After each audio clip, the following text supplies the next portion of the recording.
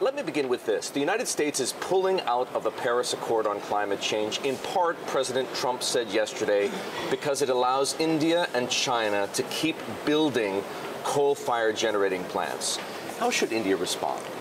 Well, one thing I must tell you is that India is very aware of the fact that we do need to ensure that more and more of our energy comes from renewable sources.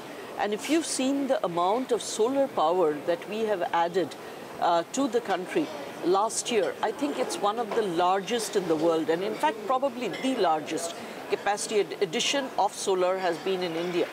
Not only that, in the last 2 years, actually no coal-fired plant has come up in the power sector. So to that extent, I think, we are well aware of our responsibilities. Weather is one thing that you cannot restrict within your boundaries. And therefore, if you are burning forests in, say, one country, the fog, or rather the smoke from that, will go and impact another country. Similarly, if you do something that heats up the oceans on your borders, it's going to go and impact another country. So I think, we have to be all responsible for weather. And for that, to pull out of something that is a global agreement, I don't really know whether that's the right response. I'm not asking you whether President Trump made the right decision, but now India has a choice to make. Should India continue to insist on its right and perhaps need to add coal-fired capacity, or should it view Mr. Trump's decision as a challenge to install and respond by installing less coal than it might otherwise think it needs? No, I think, one thing you do have to understand, that in India there are a lot of people who still need to improve their standards of living, okay? So they have a right to a better standard of living. How we get to it, whether it is through better ways of getting to it, fine, that is something definitely that we should look at.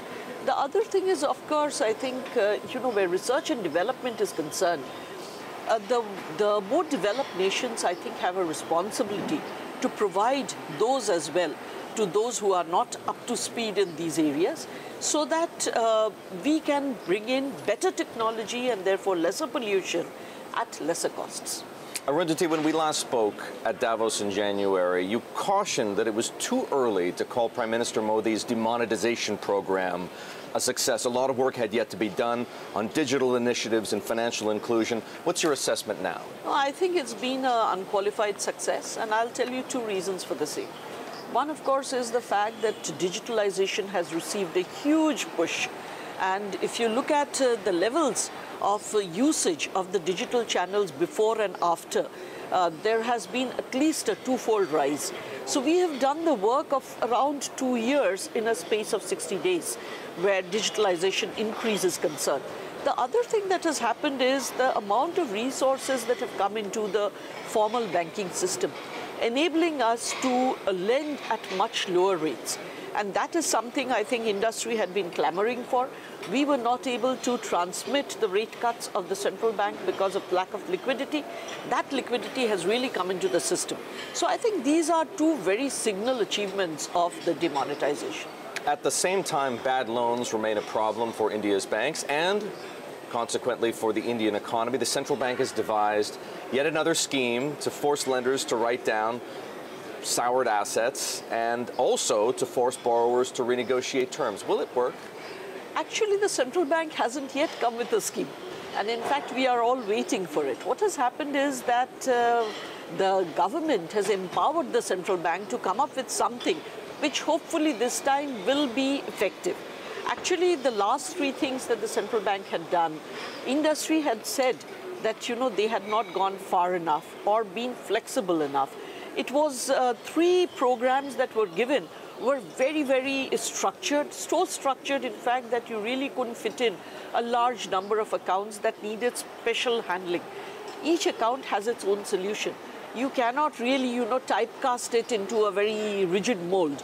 So we are hoping that this time the central bank will not put such a rigid structure around it, but they have not yet come with it, so difficult for me to say whether it will be successful. What if it doesn't work? I think it will. If it doesn't, then I think there will be more of a push towards the bankruptcy courts. Already, the NCLT has started operating.